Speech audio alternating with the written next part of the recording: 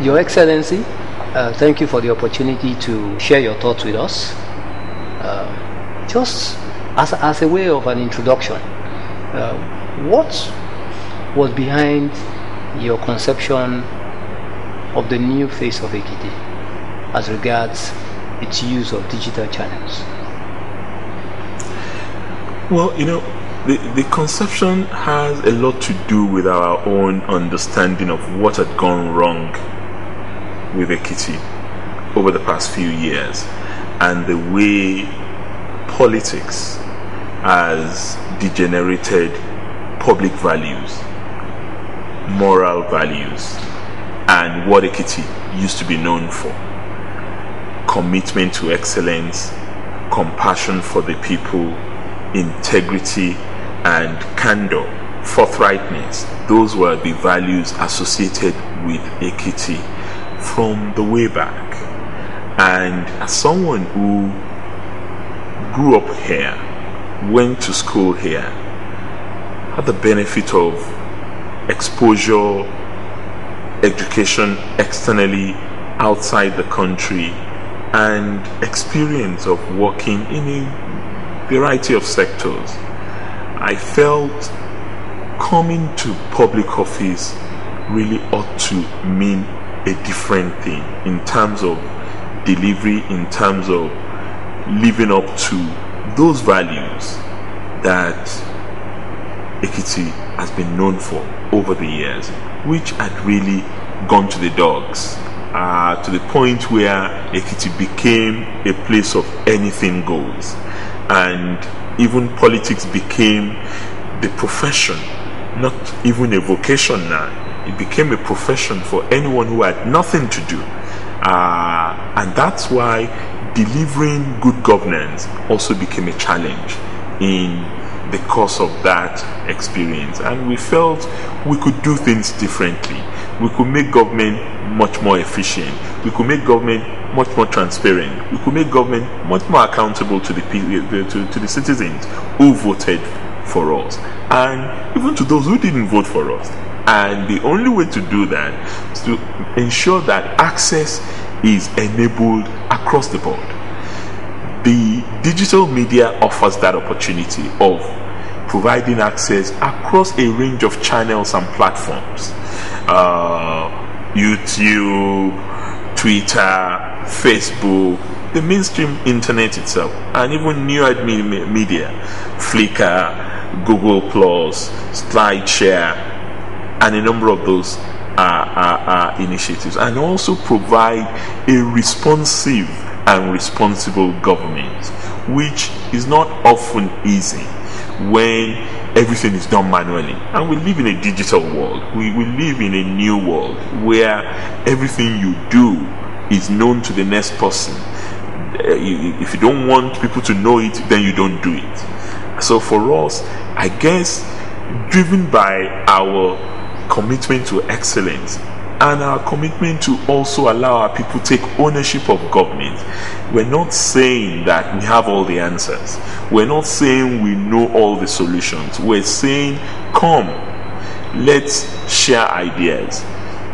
Teach us the things that we don't know. Help us bridge the gap that exists, and leave us to deliver on the promises we've made to you. So that's partly what informed this, and we're doing it across the board. We're providing ICT tools, a laptop per child in secondary school in Ekiti. We had an arrangement with Samsung West Africa to do that. We're providing fiber optic cables across the length and breadth of this capital city to ensure that internet is enabled at a much cheaper rate and to a wider range of audience of our people. We are ensuring that the university also becomes accessible digitally to all of its customers: students, academics, administrators, researchers, everyone in that institution. And these are things that we're doing not as a fad, not as a fashion, not as a symbol, but as substance, because we know that an internet-enabled government, a digitally active government, is almost always going to be a more efficient, more effective, more accountable, and more transparent government. Thank you so much, sir. Do you have a governance strategy around all those things you've mentioned? You've mentioned a lot of laudable initiatives. With your new digital channels, is this sustainable 6 months, 1 year down the line? Actually, yes, it's possible. We have a governance strategy. We have what we call an 8-point agenda in this government, which is the Bible of everything that we do in government. The overarching vision of Ekiti is to make poverty, of this government, is to make poverty history and create wealth for our population. And the vehicles for achieving these is that 8-point agenda, which encapsulates what we do in governance, which is where this is critical. This is the e-governance part of that overall governance framework, which provides a values charter, as well as a citizens charter, as well as a public service charter, which defines what we must do at any point in time. How long does it take you? Just to break that down to brass tacks, we've said in 30 days from your payment and application for a certificate of occupancy, you should have it signed from Mr. Governor. If you don't, you can challenge us, you can ask us why we haven't done it. And we have this across the range of government MDAs that drives accountability. But it doesn't just stop at that. We want a much more efficient, a much better trained public service based on competence, not technical know-how. It is what you do, it is how you perform that determines the position you get to in this administration, in the civil service. You don't have to know Fayemi. The person who became the head of service when I got into office led the entire body of permanent secretaries in the exam that they did, and he was chosen as the permanent secretary. The gentleman who has just become the vice chancellor of the university led 21 distinguished scholars from across the length and breadth of the country, including scholars that came from abroad.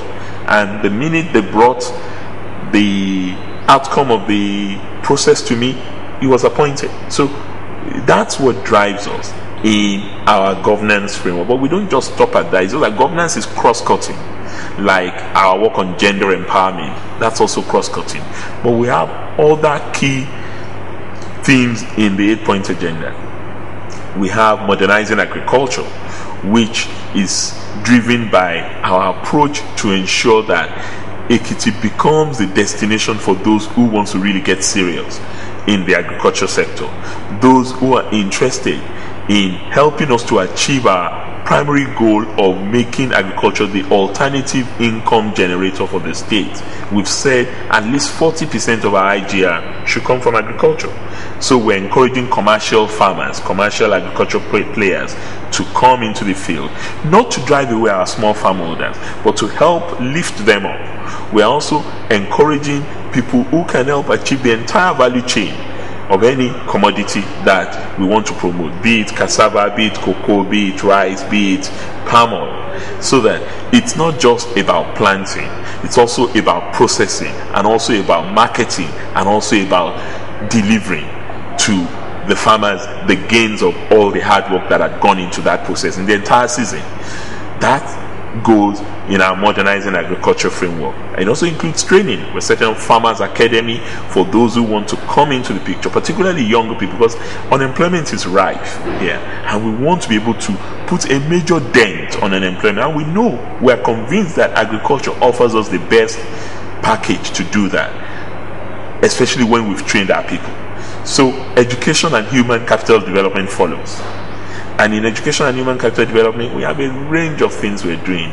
Of course, we're offering free education to all kids up to SSS3 level. We are also offering affordable education in our tertiary institution. And this is where we say we do not expect any of our students in the main university that's controlled by us to pay anything more than 50,000 naira as tuition fees in that institution. But beyond that, that we also believe that it can be a center of excellence, not just a glorified secondary school. And we've had to take some tough decisions. we've merged 3 universities since I came into office in order to achieve our objective of a first-rate university that can compete with similar universities elsewhere in the country and globally. 3, we are doing a lot in secondary school. We've also merged secondary schools. Again, a novel idea, but we've brought junior secondary school together with senior secondary school to really reduce the artificial division that has been created by the existing practice. And in doing this, we've subjected the teachers, particularly the principals, to an examination.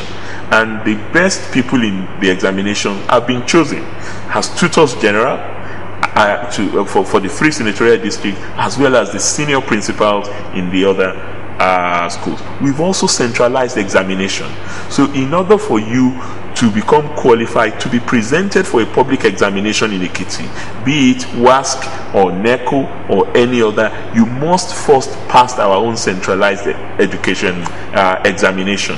And this is across the board. It's not just for public schools. The central examinations are also for private schools. As long as your school is in Ekiti and you want to be presented for public examination, you must pass our own common examination, which is at the end of your SSS2. Once you do that, we are happy to present you once you pass that exam, because we believe that if you are not ready, you should repeat. There is no automatic promotion in Ekiti. We are also building model schools. As I said earlier, we are providing solar laptop computers for all our senior secondary school students. We want to extend it to junior secondary school, but we believe that it's not really necessary at that lower stage. But by the time they get to senior secondary school, it's something that is a must, because we believe that IT education is also going to help what we're doing in digital media. It's also going to help us to achieve our objective of turning Ekiti to be the Bangalore of Nigeria, where everybody is skilled beyond the paper qualification that they get at the end of their period in school. We move from that to infrastructure development. If you go around the state now, you would see that it's a construction site. Every part of the state is undergoing one form of construction or the other, particularly on roads. Our water treatment plants are being fixed. Our dams are coming up. Our pipelines are being replaced. We're doing a lot on electricity, rural electricity in various parts of the state. Rural communities that never imagined that they could ever be put on the national grid have been put on the national grid. At the last count, since we got into office, we must have put 10 communities on the national grid. And our vision is that every community in Ekiti must be connected to the rural to the electricity grid. And at the rate at which we're going, we're reasonably confident that we would achieve that objective in good time. We move from that to healthcare. Healthcare is a passion for us in this state, because we believe that our people deserve a better life, and health is wealth for us. So to that extent, we're doing a lot in ensuring that the vulnerable segments of our population also enjoy free healthcare. But in addition to that, the elderly segment of our population are also beneficiaries of Social Security Benefit Scheme. In fact, we're the first state in this country that pays stipend to anyone who is over 65, who is truly indigent, because we also do not necessarily pay this to all over 65. Those who are pensionable, those who are on pension don't really benefit from that, especially if they have means. We're talking about the extremely poor people who don't have anything, people who can barely feed on 100 naira a day.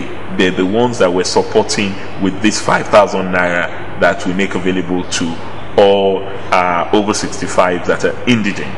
We also provide free health care for all children. We provide free health care for all pregnant women. We provide free health care for all physically disabled members of our population. And we have special focus on maternal health and child health, because it's a scourge in Ekiti, and we're particular about reducing this to its barest minimum. We have a major focus on HIV/AIDS, and we have probably the lowest figure in terms of infection rate in the entire country. In the Sentinel survey, Ekiti is the lowest with 1.4, and we still want to drive that down because we feel that we can ensure that our population is protected, and we have a whole range of initiatives on HIV/AIDS that we propagate in the state. We move from that. We're passionate about tourism and environmental sustainability, and for us there is no reason why a state that is an interswitch between Lagos and Abuja, that is right bang at the middle of those 2 points, should not be the destination of choice for anyone who wants to really have a feel of country living, as well as perfect serenity that is driven by natural resources. So for us, we're reconstructing our main tourism corridor, Ikogosi, Ipole Iloro, Efualaye. We're protecting and beautifying our historical sites. We're establishing a civic center that comes with a shopping mall, with an amphitheater, a museum, a library in ado-ekiti, in the Central Business District. And we're doing quite a lot on improving on historical artifacts in the state. We move from that, and we also do quite a lot of work on industrial development. Ekiti is not a natural choice for investors, but we want to make it so. We want to enable this area to become a place where it's cheaper for investors, for industrialists to operate than any other part of the country. We want to increase our level of business competitiveness in the whole environment, which is a challenge, but which we're up to. We're creating a one-stop shop for all our enterprise development in the state. I just mentioned what is happening in the area of the market. Right now, we're about concluding an agreement to set up a major shopping mall. ShopRite and all the major shops are going to be in this shopping mall that we're setting up in the next couple of months in the state. We are also desirous of taking advantage of what is most natural to us, our rocks. Underneath our rocks, you literally walk around Ekiti, and what you see is granite, you see marble, you see felderite. It's all over the place, but it's not exploited, and we believe we can do a lot to exploit these God-given resources in our state in order for us to improve the quality of industrial production in the state. We're interested and working very hard in creating technological parks. We're setting up enterprise development centers. We're setting up various initiatives on quarries, on crushing the stones, things that can help small and medium scale enterprises grow. Are the areas we're focusing on, since we may not be able to move into big time manufacturing, at least not yet.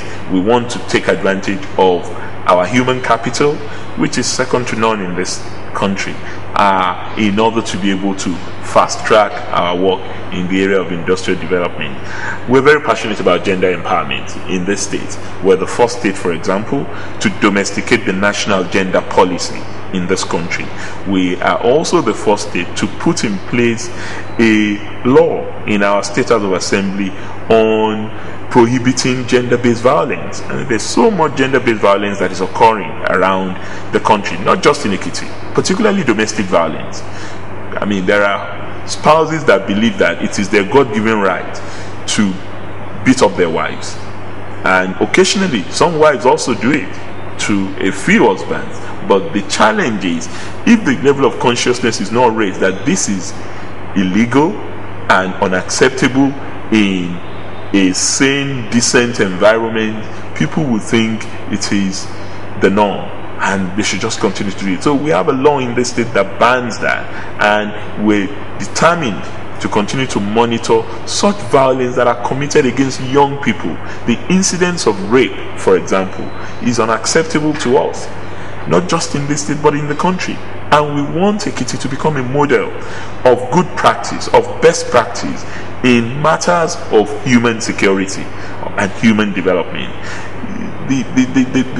Our agenda is driven by a people-first motive, because if humanity is not protected, none of us is going to survive. And we have to demonstrate our commitment to protect humanity even from our own immediate environment. And that's why gender empowerment is very critical to us, either in terms of girl-child education or in terms of protecting women. Those who give life should not die giving life.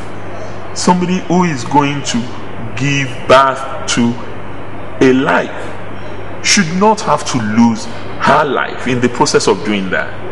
It should be a cardinal sin for anyone to die in the process of giving life.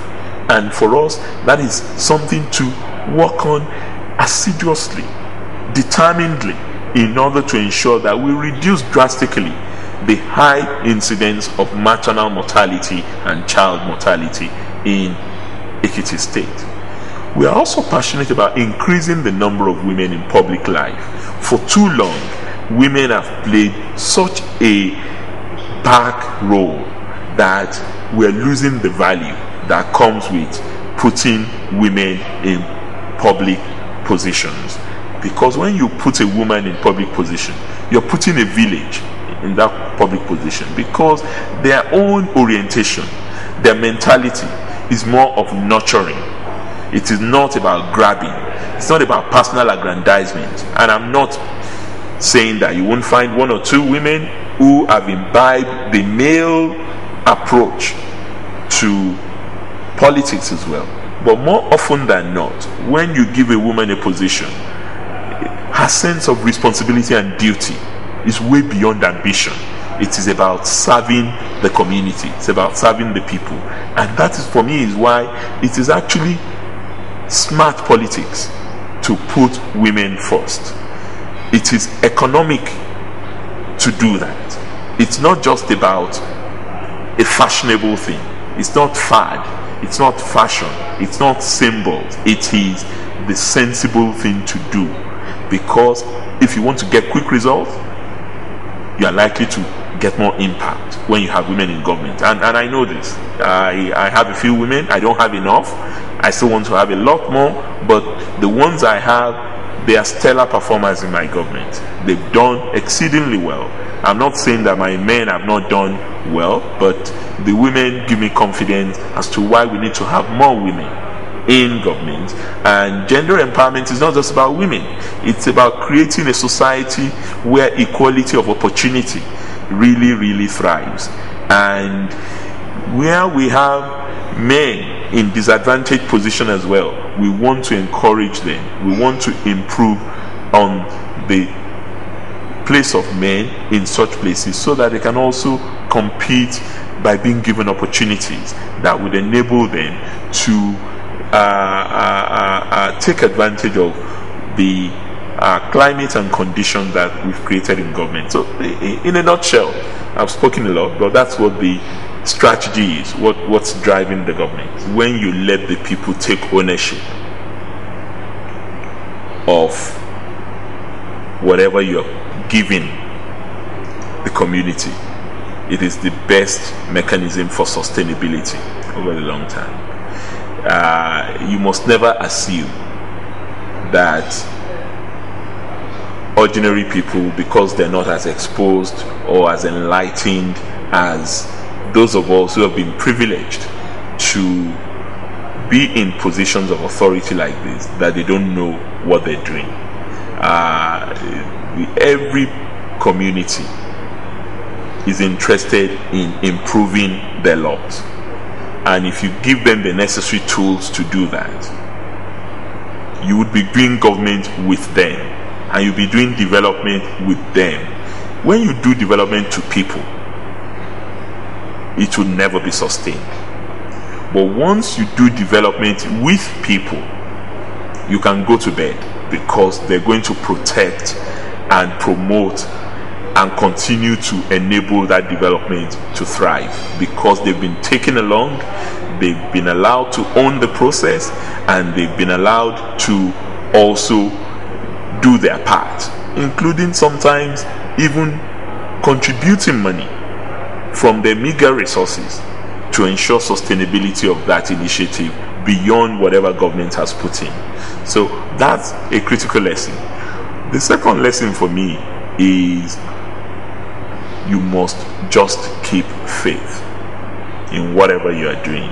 You must be committed. You must not lose focus. There's a lot of distraction for anyone who is in public office, and there's a lot of attraction to be distracted.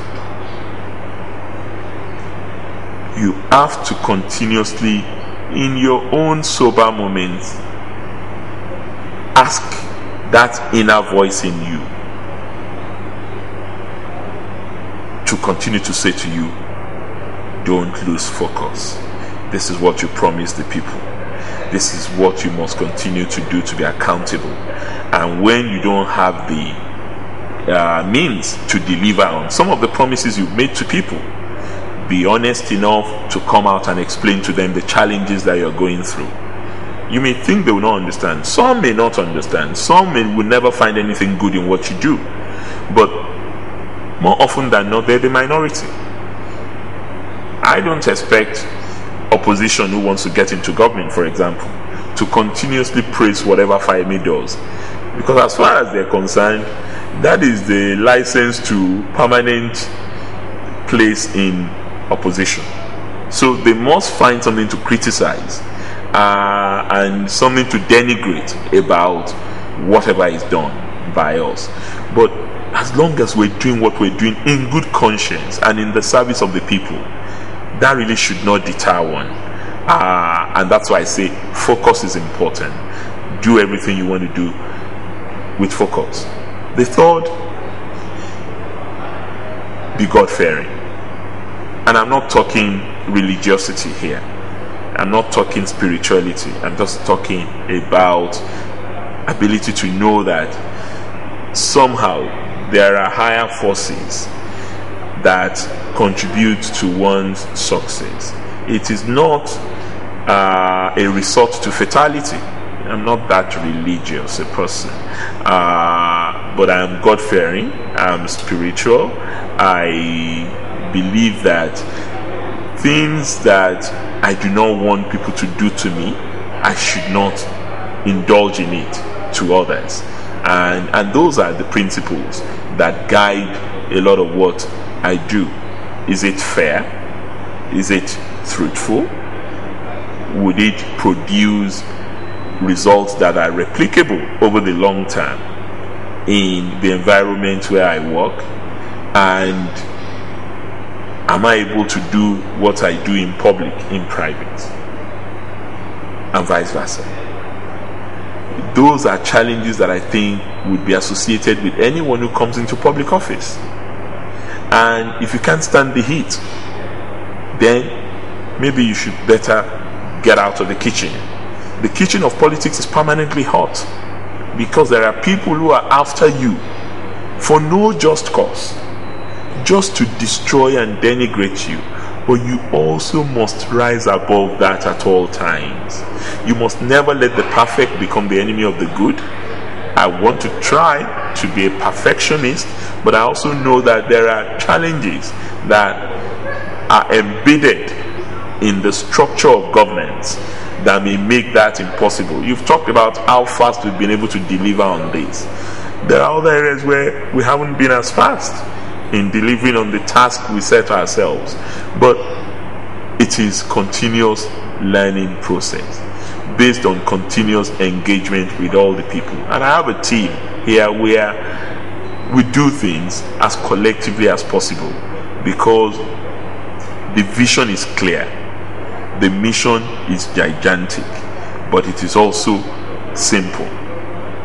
It is making poverty history in Ekiti State, and we're committed to doing that. Quite a significant number of senior public officers in the state. Their contact details, emails, and telephone numbers are available to the public on your website, and as well as other official state documents.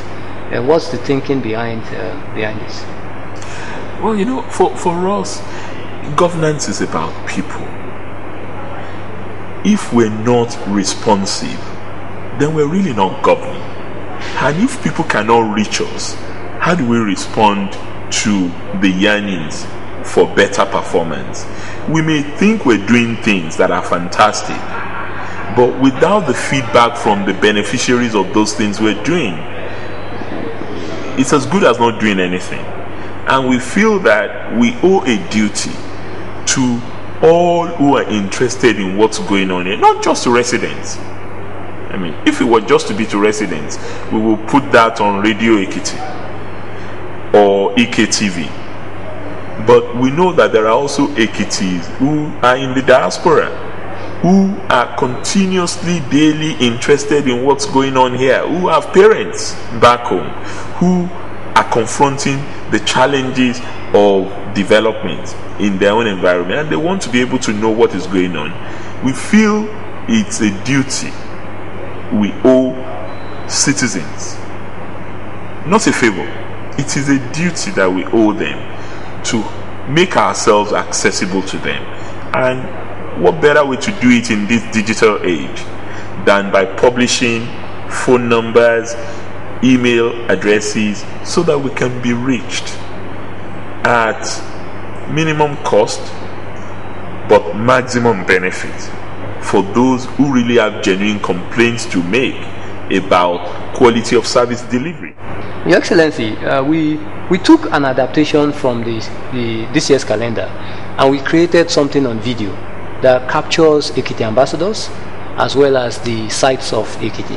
I would like to then now show you the videos and then have your thoughts about it.